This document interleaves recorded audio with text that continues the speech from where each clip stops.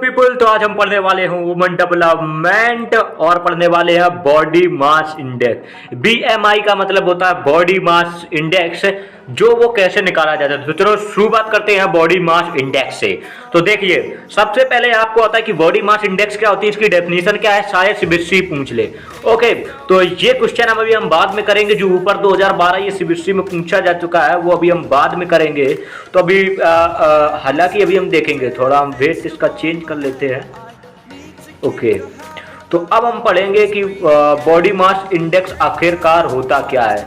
तो body mass index आपको ये लिखा है, ये आपको दिख रहा है कि divide the weight in kg by the square of the height. Weight को डिवाइड करना है आपको, देखिए वेट को करना है स्क्वायर ऑफ द हाइट से, जिससे आपका निकल आएगा बॉडी मास इंडेक्स। एक बार और सुनिए, वेट डिवाइडेड बाय हाइट का स्क्वायर। आप देख सकते हैं इसका जो वेट है, सॉरी देखिए इसका जो वेट है, ये देखिए ये वेट और इसका जो हाइट का स्क्वायर करके जो डिवाइड करेंगे उस पर बॉडी मास इंडेक्स निकलता है। उसकी यूनिट क्या होगी, यूनिट उसकी होगी केजी मीटर स्क्वायर। देखिए केजी मीटर स्क्वायर। उसके बाद अब देखिए, अब वेट निकाल के क्या चार तो नहीं डलेंगे, उसका क्या करेंगे, उसके लिए कुछ कैटेगराइज कर दिया है मैंने, हाईलाइट भी मैं कर दे रहा हूँ। ओके, तो वो करेगा यहाँ, देखिए ये है अंडरवेट, अंडर नरिश्ड, ओवरवेट। तो ये तीन चीजें हैं, ये आपकी देखिए टाइम टू टाइम चेंज होती रहती हैं। ओके, तो इसमें देखिए दिया गया है क्राइटेरिया कि बीमारी अगर देखिए अगर 8 मंथ का है तो बीमारी अगर इतने से है then she is undernourished. अगर ये 15.2 है तो अंडर नरिश्ड है। अगर 6 month is then he is 15 year, तो ये आपके दिए गए हैं ओवरवेट। कि कब कौन ओवरवेट होता है, कब कौन अंडर नरिश्ड होता है, कब कोई अंडरवेट होता है। तो देखिए ये चीज़ें आपको जान लेनी है, ये एक डेटा है। देखिए ये data time to time change होता रहता है। ओके, ये टाइम टू टाइम चेंज होता रहता है। देखिए ये हमारा रहा अंडरवेट का, ये रहा अंडर नरिश्ड का, ये रहा ओवरवेट का। तो देखिए इससे ज़्यादा क्वेश्चन, इनसे क्वेश्चन पूछे नहीं जाते हैं, इनसे क्वेश्चन कम पूछे जाते हैं। तो मेन क्वेश्चन पूछा जाता है हमारा ह्यूमन डेवलपमेंट रिपोर्ट। तो आ जाइए अब हम लोग ये देखते हैं कि किस तरीके के क्वेश्चन फॉर्म होंगे अपनी इस टॉपिक से। तो देखिए लिखा क्या है, ए क्वेश्चन में लिखा है which organisation measure HDR human development report. HDR का मतलब ये होता है। Okay, mention any 3 indicator of HDR. CBSE 2015 में बहुत ही इंपॉर्टेंट क्वेश्चन है। तो देखिए सबसे पहले देखिए कि क्वेश्चन का देखिए आंसर देखें। तो इसमें क्या है, ह्यूमन डेवलपमेंट रिपोर्ट, इधर से आपको ज़्यादा कोई इंफॉर्मेशन ज़्यादा मिलेगी नहीं। ओके, तो ये देखिए human development report published by UNDP, United Nation development program. एक बार और सुनिए, यूनाइटेड नेशन डेवलपमेंट प्रोग्राम। क्या यूनाइटेड नेशन, देखिए मैं लिख रहा हूँ यूनाइटेड नेशन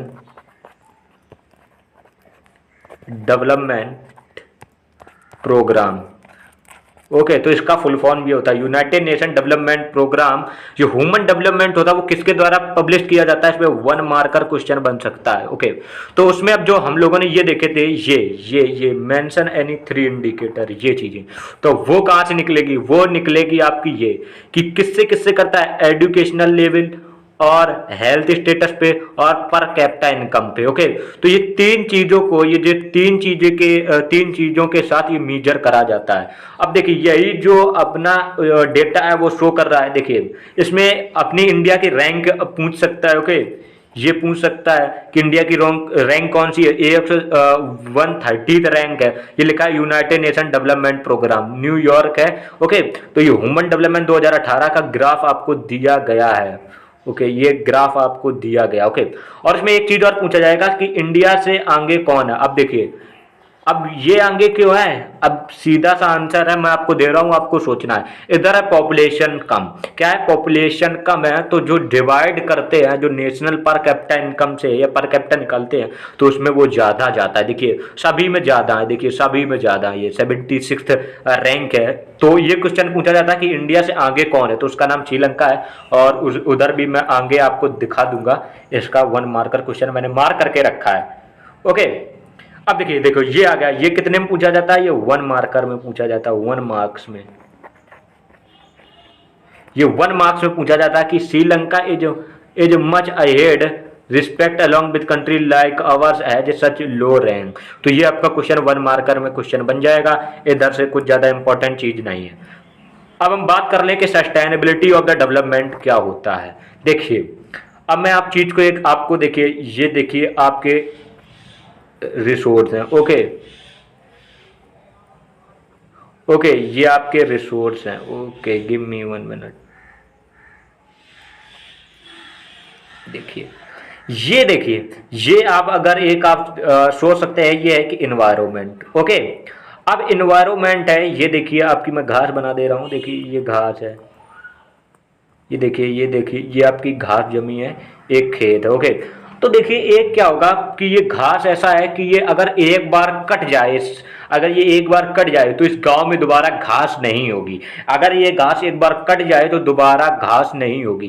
क्या तुम्हें लगता है कि इस गांव के लोग, कुछ गांव के लोग ऐसे होंगे जिसको काट भी देंगे, कुछ गांव के लोग ऐसे होंगे जो आपसे कहेंगे नहीं यार इसको काटो मत, थोड़ा थोड़ा काटो क्योंकि ये जल्दी खत्म नहीं हो।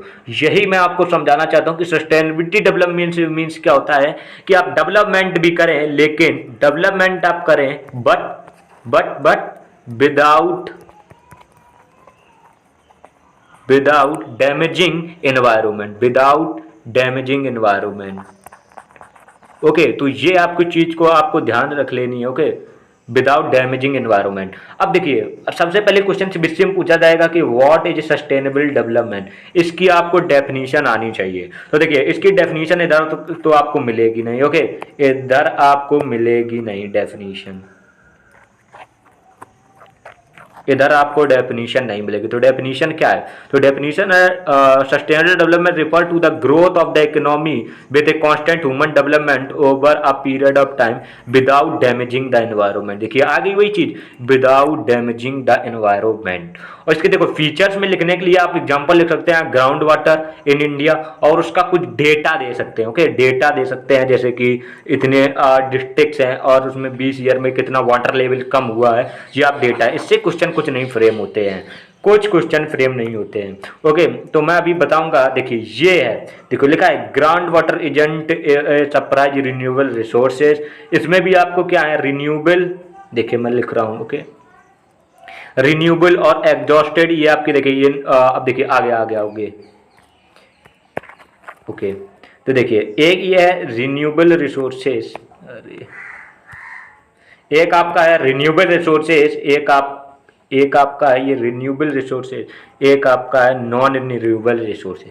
रिन्यूएबल रिसोर्सेज ऐसे होते हैं those resources which can be renewed और रीजनरेट लाइक एयर, एयर कभी खत्म नहीं होगी। अब इधर non renewable, give me okay okay okay okay okay. तो देखिए रिन्यूएबल और देखिए ये आपका जो इंपॉर्टेंट चीज लिखी है, ओके। तो रिन्यूएबल और नॉन रिन्यूएबल, रिन्यूएबल का मतलब वो जो रिन्यू हो जाए, और नॉन रिन्यूएबल का मतलब वो जो चीज रिन्यूएबल ना हो या रिप्लेनिश ना हो। देखिए ओके, ये लिखा है कि मैं आपको पूरे टॉप की ये बता दे रहा हूँ, ओके। तो इसमें लिखा है ground water agent a surprise renewable resources these country are replaced by nature as it case of crop and plant. Okay देखो ग्राउंड वाटर क्या है, एक रिन्यूएबल है, वो दोबारा रीजनरेट किया जाता है, रीप्लेनिश भी किया जाता है बाय रेन, ओके। और नॉन रिन्यूएबल रिसोर्सेज क्या है, exhausted after some time use. तो इधर मैं आपको एक बढ़िया आपका बता दे रहा हूं, ओके। ये है रिन्यूएबल, ओके। तो रिन्यूएबल रिसोर्सेज वो रिसोर्सेज होते हैं जो कि रिन्यूड हो जाते हैं, लाइक एयर, ओके। एयर आपकी रिन्यूड हो जाएगी। लेकिन अगर हम वहीं बात करें नॉन रिन्यूएबल की, तो इसकी डेफिनेशन भी आप लिख सकते हैं, that can be renewed after time, renewable that can take millions of year to replenish, और if once exhausted can't be renewed, okay. तो ये आपकी नॉन रिन्यूएबल, ओके ओके। तो नॉन रिन्यूएबल का एग्जांपल है जैसे फॉसिल्स फ्यूल होते हैं, I think you know fossils, okay. तो ये चीजें आपकी होती है। दूसरा एग्जांपल आप ये लिख सकते हैं, इसका डेटा लिख सकते हैं, ये डेटा देखिए इंपॉर्टेंट है, ये आपको देखना है क्योंकि स्पेसिफिक इस पर मैंने मार्क कर रखा है। अब देखिए जो सीबीएसई बहुत खतरनाक क्वेश्चन पूछते वो, अब आपको क्या करेगा वो इधर पे ऐसे ऐसे करके और ये ऐसे करके उधर लिख देगा, इधर क्या लिख देगा, इधर लिख देगा डिस्क्राइब। आपको तो पता ही नहीं क्या करना। देखिए ये चीज़ें कंक्लूजन निकली है जो हम लोग पिछले पढ़ के आए हैं, तो इसमें आपको सबसे पहले एक सस्टेनेबिलिटी की डेफिनेशन और उसके कुछ एग्जाम्पल आपको लिखने हैं। ओके, उसके कुछ आपको एग्जाम्पल लिखने हैं।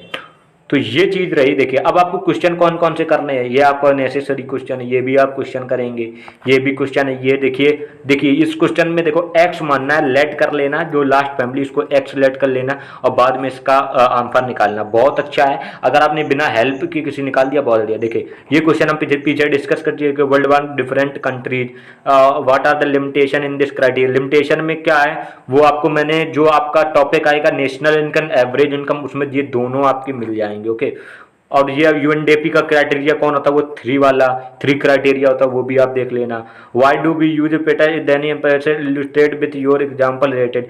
एवरेज क्या होते हैं, उनकी एग्जांपल क्या है। देखिए एवरेज क्या है, एवरेज से ये पता नहीं लगता कि कौन कितना गरीब है। एवरेज में क्या होता है, total income by total population, तो उसमें ये पता नहीं लग पाता कोई 1 रुपया कमा रहा है और दूसरा बंदा 10 लाख करोड़ कमा रहा है, तो उसको जब डिवाइडेड बाई 2 कर देंगे तो उसके पास 5 लाख करोड़ रुपए आ जाएंगे। समझ रहे।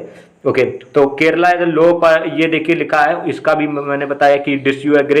इसके मैंने 3 पॉइंट दिए हैं कि उसमें पीडीएस सिस्टम अच्छा है, बेस्ट ड्यू। आप लास्ट वीडियो देखिए, आपको सब कुछ मिल जाएगा। और देखिए ये सस्टेनेबिलिटी डेवलपमेंट इशूज हैं, तो ये आपकी चीज़ें बहुत ही इंपॉर्टेंट है। ओके, और ये आई थिंक लैग हो गया। ओके, तो अर्थ वाला ये कुछ ज़्यादा इंपॉर्टेंट नहीं है, आप कर लेना। लेकिन एक बार देखिए इन्वायरमेंट डिग्रेडेशन के ऊपर आप अच्छे वर्ड्स लिखिए, इसे बहुत ही क्वेश्चन पूछे जाते हैं। आपको इंग्लिश हो ऐसे मुझे दिया जाता है। ओके, तो ये चीज़ें बहुत इंपॉर्टेंट, ये आप कर लेना, ये बहुत इंपॉर्टेंट है। इसमें पूरा सार देखिए यार, इकोनॉमिक्स यही बात की है। देखो 10th में हो, ये करके देखो एक बार, क्वेश्चन कहाँ से फ्रेम हो जाए। ये देखिए ये 2 करने हैं आपको। ओके, और ये वाला कर लेना, इसमें आपको ये टेबल रेफर करनी है, उस टेबल से आप आंसर निकाल लेंगे। तो एक बार ये बताइए आपको वीडियो कैसा लगा। अगर वीडियो अच्छा लगा हो ना, अगर वीडियो एक बार अच्छा लगा हो ना, तो एक चीज़ कर दीजिए, ये आपको करना है सब्सक्राइब। ओके, सब्सक्राइब कर देना। तो थैंक यू।